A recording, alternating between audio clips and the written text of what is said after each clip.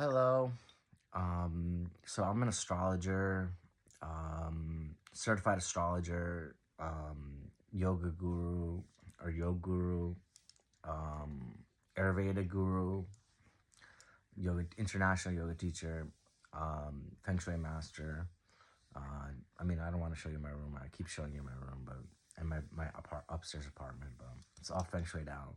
Anyways, I wanted to tell you guys because I've been trying to segue into telling you guys about the Pluto change of signs and how important it is. And like, so I wanted to give you guys remedies from Vedic remedies, Vedic um uh, astrology, Vedic okay, so Vedic uh is translated from the Sanskrit. Um, I think it's like science or um, the study of or science, the study or science of. I think that's a translation, loose translation. It's not the perfect translation. Anyways, for the Pluto shift in signs from Capricorn uh, to Aquarius, which is the Western change of sign. For Vedic change of sign, shit.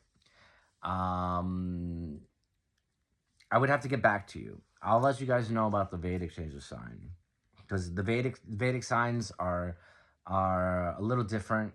Vedic astrology is more exact. It's the most exact astrology that you can find. Really, it's it's um it's like, for instance, like I'm a Gemini sun sign in Western astrology, and there's different in Western astrology. There's different house systems for astrology, but in Vedic astrology, I'm a Taurus, and so I have a stellium, a double stellium. A double stellium which would be three signs is a stellium. Stellium is three signs in the same in this. Three signs in this in it could be in different planets, but like, so instance, you have like Venus in Taurus, and like you have a Saturn in Taurus, and you have like a Jupiter in Taurus. That's a stellium because you have three. And anyways, so I have a double stellium in Taurus in the fifth house, and with fifth house too, it counts as, so fifth house would be Venus or Aphrodite, or in Vedic Lakshmi. Um, at least I'm under the impression that would be Lakshmi. So, but with Vedic astrology, that Taurus in the fifth house, double stellium, it's a double stellium. So I have six signs and six houses in the same position. So in Vedic astrology,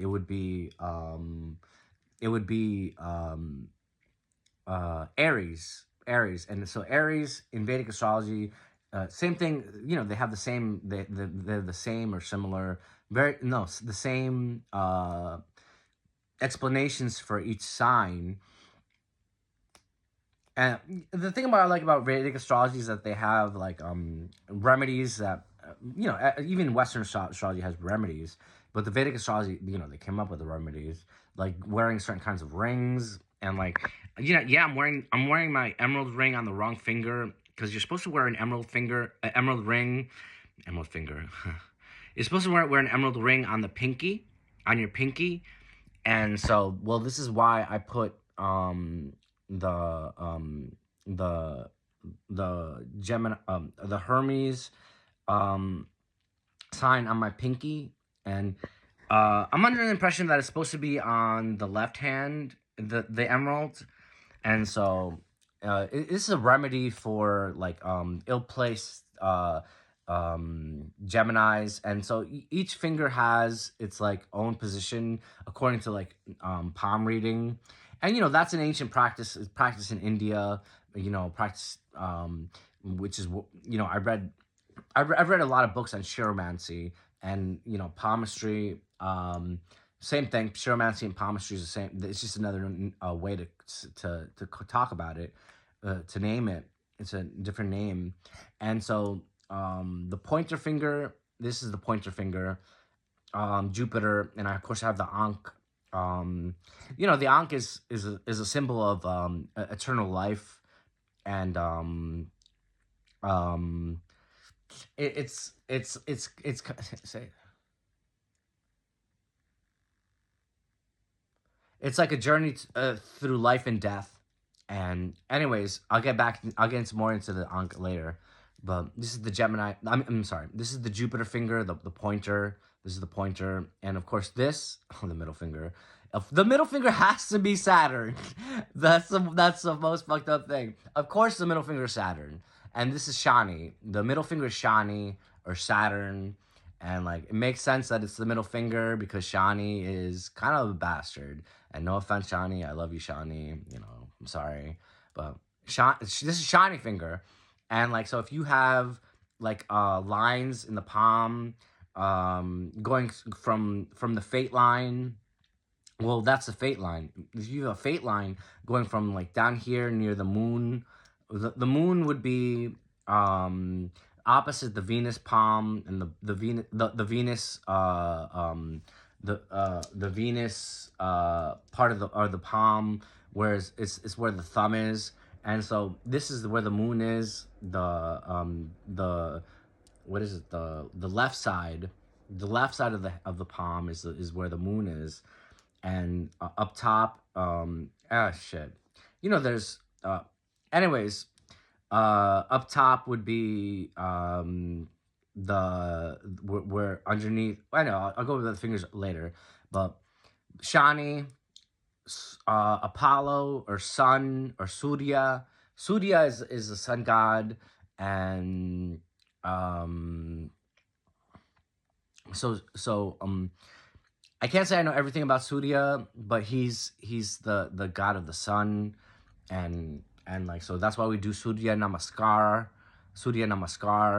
to worship the sun, and like the opposite of the sun, well, whatever would be Chandra. Chandra is the moon god, and like just the funny thing is like Venus, Shukra is a god, is a male god, and so in Western astrology and Western philosophy, Shukra, or which is Venus, is a woman, and like that's whatever that is whatever that is, whatever.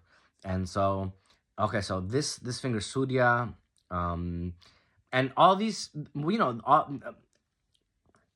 for the most part, I looked up where these rings should be. For the most part, and this is where they should be. This is a labradorite, the blue one, labradorite.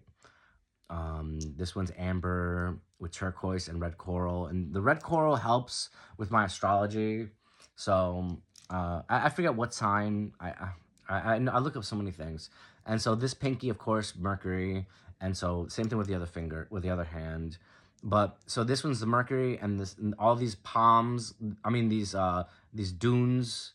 These are I forget what the mounds. Oh, sorry, the mounds underneath the fingers are correspond to the finger. So this is the Jupiter, and then underneath the Jupiter finger is the mound, the Jupiter mound, and then so the top line,